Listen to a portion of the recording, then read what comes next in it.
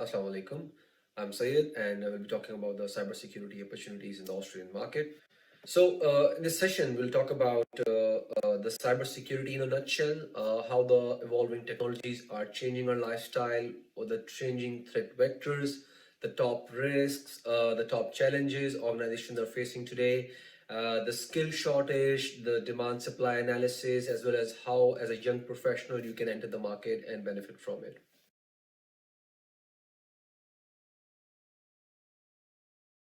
So about me, I'm a technology risk professional, and after graduating from UMT as a computer science bachelor's, I have already acquired around 14 years of experience, mainly working with the tier one government contractors and financial institutions. Now I am a Master of Information Technology, and my expertise are around the cybersecurity transformation programs, strategy development, certification audits, ISM, IRAP, ISO 27001, PCI DSS, and security architecture. So, as said, our agenda will be cybersecurity in a nutshell, the evolution of technologies, relevance and significance of cybersecurity, top cybersecurity risks and challenges we face today, the demand supply analysis, available jobs and remuneration. So, let's just jump right into it. Cybersecurity is not the name of a particular application or a tool. You cannot become a cybersecurity expert by just doing one course. It's basically an overarching domain which looks at the awareness, the tools, vigilance of staff, users, people, the tactics the specialist apply to counter threats, the expertise a person brings into organization when you join that organization in the capacity of cybersecurity professional, the general aptitude of people towards cybersecurity awareness, the preparedness of an organization or governments against cybersecurity threats, the knowledge, the body of knowledge, the proficiency of its staff and experts, and the general skill of the entire workforce. So you just pack in all these things into one particular balloon, and that becomes the cybersecurity domain. So you see, cybersecurity, it's not the name of a particular technology or a tool. You see, in today's world, we interact with so many smart devices, smart gadgets, TV screens, computers, laptops, monitors, smartphones, smart watches, optical glasses. So there are so many smart devices that we have in our hands today. The question is, do we really have a smart user using those devices? Our reliance on technology is increasing day by day. We interact much more with internet today that we used to 20 years back. And with every passing day, it's just increasing. The digital identities which are being used today by the government organizations and by the banks, they just don't only know your face and name anymore. They have your biometric imprints. They know your digital signatures. They have the responses to the questions that you have set up with them to authenticate that you are what you claim to be. You are.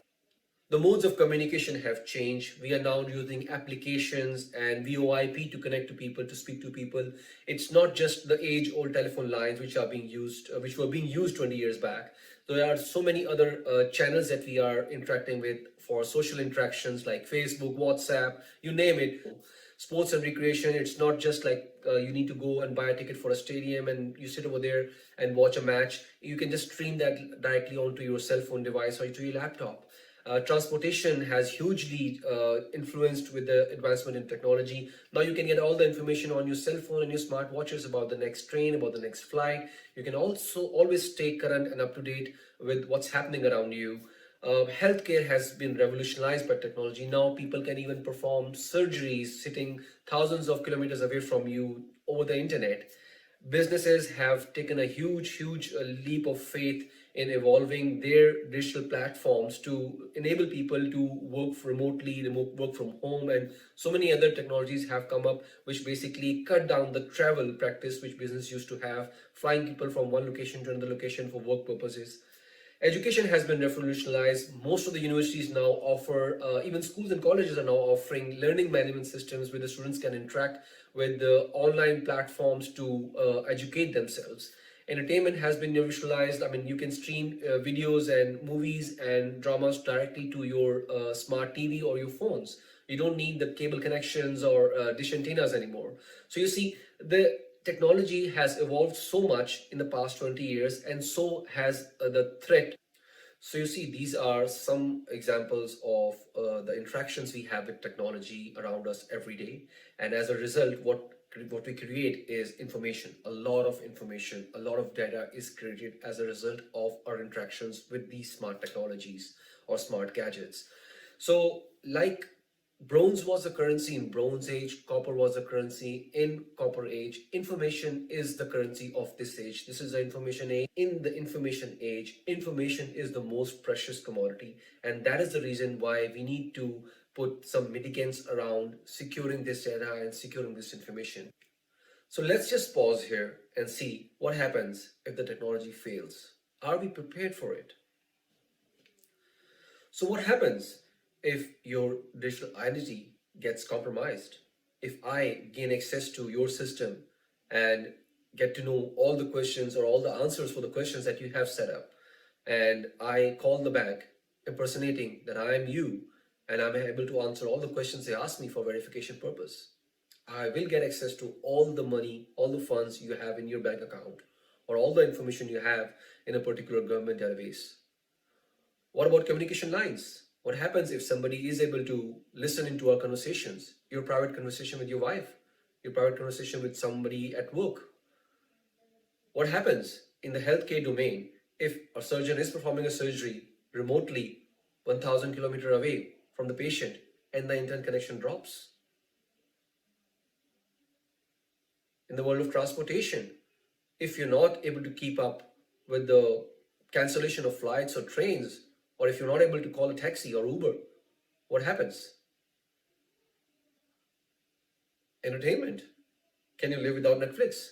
Can you live without watching all the videos which you watch on your cell phones? Are we ready for it? The answer is no. Nobody can withstand the failures of technology in today's world. We cannot simply go back to our old ways of doing work, which we used to or which we would have been thinking about doing in the past. With a compromise in digital identity, you will lose your funds and nobody can afford to do that. Without accurate information about transportation, you will not be able to get to your destination. The organizations who do not want to heavily invest in disaster recovery or to have alternate sites to operate or contingent workforce or contingent systems will suffer big time. And COVID-19 is just an example. The companies which were going through a digital transformation have simply fast-tracked the processes. So see, we have established the fact that information or data is a commodity that you can trade, that you can buy and sell. So let's look at who creates this commodity. In your personal life, you send messages, emails, calls to your family members. What are you doing? You're creating personal data. In your work life, you send so many emails, and in case of students, you do assignments, you do quizzes, you submit so much stuff online through the LMS, through the learning management system. What are you doing? You're creating corporate data.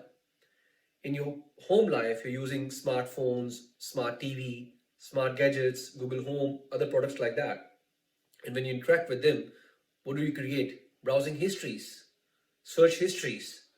Netflix can show you what all you have been watching. YouTube has a history. So what are you creating? You're creating data. When you move from one location to another location, your phone, your GPS system is basically keeping track of all your movements. It can tell you which all places you have visited in the past. In your social life, you're interacting with your friends, your family members far, far away through social media. And what are you creating? You're again creating data. So this is a commodity that we create ourselves through the course of living our life and our everyday life. So yes, we are directly responsible for creating this huge amount of data every day, but there are some constraints which apply to this information. For example, privacy and confidentiality, transparency and accountability, availability and reliability, quality and accuracy. For example, you want your personal conversations to be private. You don't want anybody listening into what you speak to with your employer, with your boss, your manager, your subordinate, or even in your personal life with your wife or your children. You don't want any third person to be listening into your conversations, tapping into your mobile phones, and reading your messages. Therefore, this information has to be private and confidential. Transparency and accountability. The information that has been given to you, or which you receive should be transparent. Google or YouTube or Netflix should not silently omit some results, some things without your consent. You should be able to have full access to the information. And if you use applications like Google Drive and OneDrive, you are trusting these organizations with your data. You want them to be accountable. You want them to be accountable, and you want them to be responsible for keeping your information secure. You would want them to have that information available and reliable. It's not that if you have just kept few files on Google Drive and then after some time you go back and access those files and you find them all changed. This will be a huge data integrity issue. So that's why these applications, these players or these organizations should be accountable and need to make sure the data is available when it is required and should be reliable as well. Likewise, the quality and accuracy is also a very important constraint. For example, if you're trying to book a flight, you need that information to be accurate. If you're trying to catch a train, that information, the schedule information, should be accurate. If it is not accurate, then it is of no use. So let me give you a different perspective now. I'm going to give you two statements and would like you to think which one is true. Do you think cybersecurity can be responsible for causing wars and conflicts in the world? Or can it be used to prevent wars in the world? Ironically, both are true.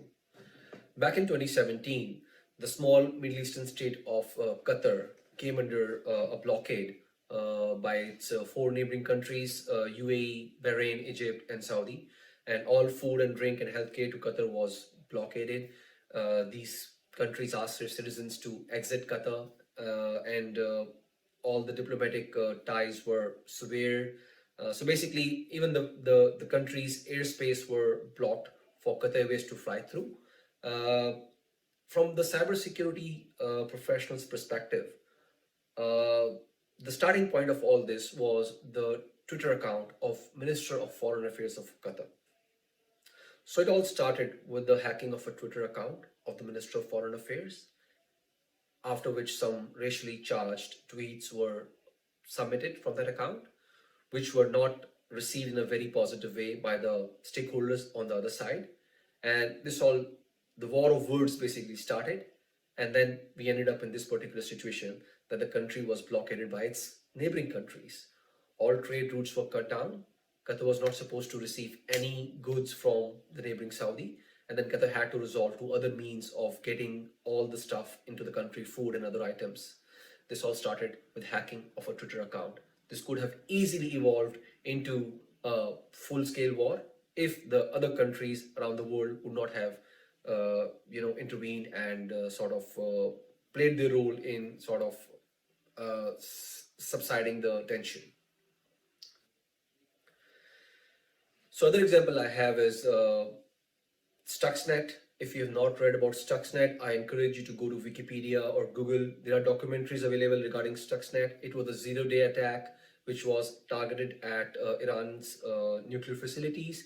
It caused the centrifuges to wobble in a very disoriented way, and which essentially seized the process of uranium enrichment in the nuclear facilities and caused the whole facility to become inoperable. If this was not invented, if this was not done, God knows what the other powers would have done with Iran just to get them to stop their, chasing their nuclear dream.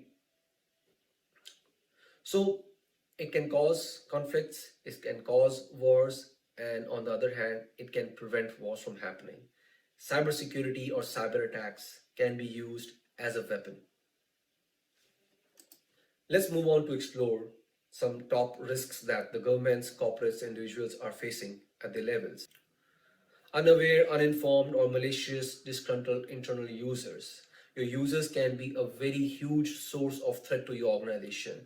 On one hand, you have got all the technologies that you have invested in, millions of dollars, firewalls, anti-malware, anti-virus applications, so many other tools that you have deployed to secure the information within your environment. And on the other side, you may have some users who are not equipped to handle simple phishing attempts or social engineering attempts on the organization, are clicking on links which are being sent to them in email, could cause the organization to fail badly. It can cause data breaches, it can cause so many issues for the organization. So it's very important to have your staff aware, informed, and literate about these cybersecurity threats. And on the other hand, you could have disgruntled people. You could have people who purposely steal the information or cause data breaches in your environment. Then we have nation states, hacktivists, and issue motive groups. Nations are using cybersecurity threats, viruses, zero-day attacks as a weapon. And there are news about one country using their cybersecurity warfare wing to launch attacks against facilities in another country. Shamoon virus is one example, which are largely associated with one particular nation. And if you want to just go and explore about it, you're welcome to do so. On the other hand, we have hacktivists, we have issue motivated groups, we have people who target large corporates for their wrongdoings. For example, if there's a disbalance in wage scale in an organization and people are not happy about it, issue motivated groups could basically get the services of hackers to bring down those organizations to their knees, and it has happened. Then there are notions like cloud computing, centralization, and outsourcing. Everybody in the world is moving into AWS and Azure. These are the cloud computing platforms offered by Microsoft and by Amazon. This basically, brings about a huge risk, which is centralization or concentration. Now, if we have the Azure office in Sydney, where the complete data center is established, and half the government data is sitting in that particular data center, the hackers or the malicious people know that this is the central location which we have to target. And if we are able to bring down the network or the power or whatever other problems they can cause for that particular office or that data center, they can cause problems for a lot of offices. A lot of government and other corporates who are relying on Azure are basically relying on that one particular location. Now, of course, that site would have its own defenses, multiple power sources, multiple internet connectivity links and stuff like that. But then still, it is concentrated in one particular location. Then we have outsourcing. A lot of corporates and governments are nowadays outsourcing the IT related development work and support work to countries where the labor is cheaper. In those countries, the security and other standards are not to the same level which the government and corporates are able to maintain in the home country. So that's why that also is basically a huge source of threat for some of the government and corporate organizations. Then we have organization bureaucracy and shadow IT. Organizations which are very huge and geographically dispersed in a lot of locations. They may have small pockets of teams which basically start doing their own thing. They don't follow the chain of command. They don't follow the SOPs and standards designed by the organization, and they start to do their own thing. They ignore change management. They ignore release management. They ignore the standard procedures, standard processes, and do their own thing to basically beat the time, the lead time, or get the results faster than they are supposed to come by if they follow the procedure. This is called shadow IT. When you break the chain, you don't follow the SOPs. So this is another source of threat which can cause huge problems for organizations. Market reputation and social media brand damage. This is also a very significant thing. These days, organizations are not only just worried about the data which they lose, they're also very, very worried about the penalties from the government, the media hype that can get created around the data breaches, and the social media profile of the organizations. You can see when an organization becomes a victim to a data breach, instantly their share prices go down.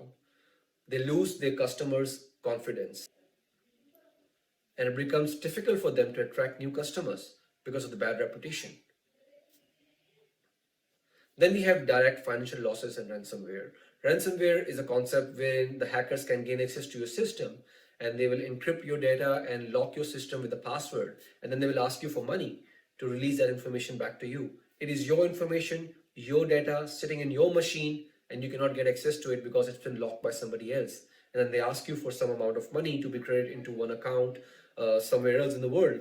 And once you do that, you get the password to basically decrypt that information. This is direct financial loss. And organizations around the world often pay money to ransomware attackers just to get the information back. And it has been found that some organizations which have become victim to ransomware attacks secretly pay this money to the attackers just to avoid all the bad reputation and all the media hoo-ha. Then we have breach of personal and sensitive information of employees. If you have got a folder where we have got resumes of all your team members, or if you've got a folder where you've got salary details of all your employees, if that gets stolen, it's personal information which is going out to people, and it is corporate information which of course you do not want to land into wrong hands. This can also attract some serious bad reputation. Scarcity of skill resources is also a huge challenge. These days, you're not able to find a lot of skilled people in the market who understand the cybersecurity to its core or are able to come into your organization and implement strategies which can secure your environment from external and internal threats. Locating, employing, and retaining such people is also becoming an increasing challenge in the market. So enough with the bad news. Now let's look at the positive side. I've designed this slide based on the information I have received from the Ost Cyber. It's an organization which has come into being with the goal of creating cybersecurity professionals in the market. So according to their 2018 sector competitiveness plan, the growth is in workers transitioning from other sectors such as IT to cyber. So if you are a software developer, you're a programmer, you're an IT support administrator, help desk administrator, it's a very lucrative environment for you. You will be able to see significant growth if you switch from your current industry into cyber industry. The nation's cybersecurity workforce has a headcount of 19,500. This is as of 2018. Of course, the figures would have changed by now. But then, as you can see, the expectation is that this count will grow to 32,000, approximately 32,000 by 2026, which is actually a significant jump from 20,000 people. Also, there is a $12,000 average wage premium paid for a cybersecurity worker over an IT worker. That means if you are working in software side, development side, support side, the cybersecurity colleagues would be making roughly a bit more than you. That is around $12,000 average. So cybersecurity professionals have enjoyed a growth of 7% over the past 2 years. That means if you're in cybersecurity, you would have received a better increment than your colleagues in IT and other domains. AFP, which is Australian Federal Police, declared recruiting and retaining cybersecurity professionals is the toughest thing. Yes, locating the right skill and retaining them is basically very challenging because if you have cybersecurity professionals working in your environment, you will always find recruiters after them, chasing them down and offering them better competitive salaries to move into different other organizations on higher packages, higher designations, you name it. So that's why retaining them also has been a very huge challenge. Also, this should be noted that filling infosec roles, cybersecurity roles, takes 20 to 30% longer than a regular programmer, software developer, network engineer role.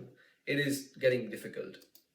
So this is a very interesting slide from IC Square. Cybersecurity skill crisis. So we have too many threats and we have too few professionals to counter those threats. The threats are increasing and increasing. 1 in 5 organizations have already experienced an attack. The world has already paid $3 trillion as a result of direct impact of cybercrime. On average, a threat lives in your environment for 7.5 months before it gets detected. It goes unnoticed for 7.5 months. And then 2.5 billion records have been exposed as a result of data breach in the past 5 years. 2.5 billion records is huge. On the other side, too few professionals. 62% of the organizations have simply not increased their budgets, training budgets. And 1 out of 3 security professionals are not familiar with advanced persistent threats. That means you might be a cybersecurity professional working in an organization, but it doesn't really mean that you are equipped to handle advanced persistent threats. Because to maintain your currency, you need to keep upskilling yourself. The most significant thing I want to draw your attention towards is that globally there are 1 million unfilled security jobs. It's not just in Australia, all around the world, there are 1 million unfilled security jobs. So rather than explaining about the cybersecurity industry, I just wanted to give you a quick snapshot of where you might be today and where you can end up in future if you choose to switch your industry and come into cybersecurity, or even if you want to enter the industry as a young professional, as a graduate. So on the left side, you have the current role where you might be working right now. Next to it is the entry level position, the corresponding entry level position in the cybersecurity domain. These are just examples. The roles might be different in real. Then we have the middle level management layer of cybersecurity domain, and then the senior level.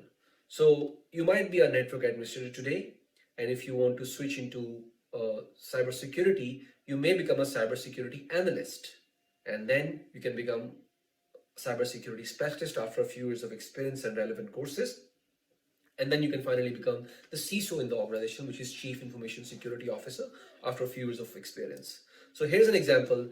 Here's a service desk analyst who wishes to jump into cybersecurity. He becomes from service desk analyst after getting 2 to 3 years of experience and some cybersecurity courses. He becomes a security administrator in an organization.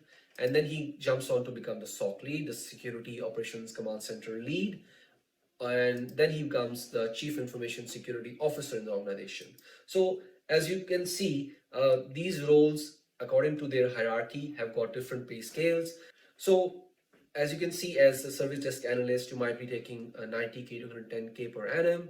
As a cybersecurity entry-level professional, you might be making a bit more than entry-level professional of the other industries. You might be making 100K to 120K per annum as a security administrator at a very basic level. And then in the middle level management, you can be making around 120K to 160K per annum. And as a CISO, 200K to 320K and even beyond that. So sky is the limit, guys. So this slide is for your reference and just to make you understand how you can enter the field, the cybersecurity industry, and how you can progress into senior roles. This is just a quick analysis of the information that is available on Seek.com. Seek.com is one of the most used platform in Australia for all recruiters and job hunters as well as the employers.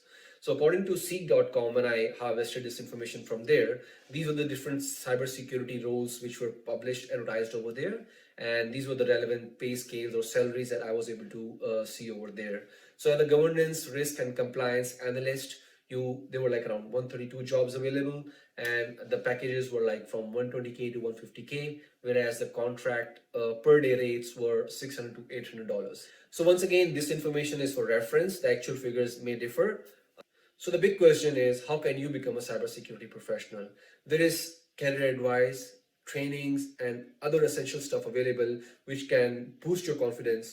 You need to receive career advice from a qualified team of professionals about your career aspiration in the cybersecurity industry. Somebody who can look at your current situation, your interest, your current skill set, and then tell you in which of the cybersecurity domain you can excel. For example, if you're strong in documentation, if you're strong in verbal expression, presenting to people, you might be a good fit to become a GRC, like a governance, risk, compliance consultant. Or if you are a tech geek, you are very good with the applications and tools and stuff, then entering the security operations side might be a better fit for you. Or if you're a very senior guy with 10 to 15 years of experience of compute, storage, network, infrastructure, software development, then and if you are well versed with implementation of strategies and technologies, platforms, then security architecture could be a good field for you to pick from. So once you have selected your career path, you need to secure some training, certifications, which are required to strengthen your knowledge. And then you need to meet the grades of the game. You need to network with cybersecurity professionals who can sort of provide you with opportunities or present you with opportunities to start your career within cybersecurity. And once you're ready, take the leap of faith, hunt down that organization or that job where you can unleash your potential, all the skills and expertise that you have acquired over years to make a difference. So what can help further is some professional training and courses, certifications offered by universities and other professional bodies all around the world. Any amount of certifications is not enough, and one simple small certification can also basically catapult you into the cybersecurity industry. Just named a few renowned courses available in the market, and you can always Google them and register yourself and benefit from these courses. So in the end, I would like to say that cybersecurity is really a booming industry in today's world. And with the current COVID-19 situation, which has simply accelerated the rate at which organizations were adopting digital platforms, cybersecurity is now at the top of the pyramid. So, on one hand, organizations are busy in making their platforms available to their customers and their employees so that they can work from home and work from remote location. They're also equally worried about the security of their systems. In the past few weeks, you would have seen a lot of hacking attempts, phishing attempts, and malware insurgency attempts happening against a lot of organizations which were basically weak previously. And there are a lot of other organizations or entrepreneurs, I would say, who have stepped into the market offering products which can secure the platforms and networks of organizations. And at the same time, there's a huge demand which can be seen for cybersecurity professionals within the organizations who have previously ignored this field or have not given any thought about hiring cybersecurity professionals into their organizations. It's a very lucrative industry, and if you have the right skill, you can really benefit from the opportunities around today. It is never too late to start. Even if you want to enter the market today or start thinking about entering the market today, you will still find yourself a spot in the next 2 to 3 years. As you can see, there's a huge demand for cybersecurity professionals in the Australian market, and for the right skill, there is the right amount of money organizations are ready to pay. So I would like to close with this suggestion: dream big and upskill. Thank you.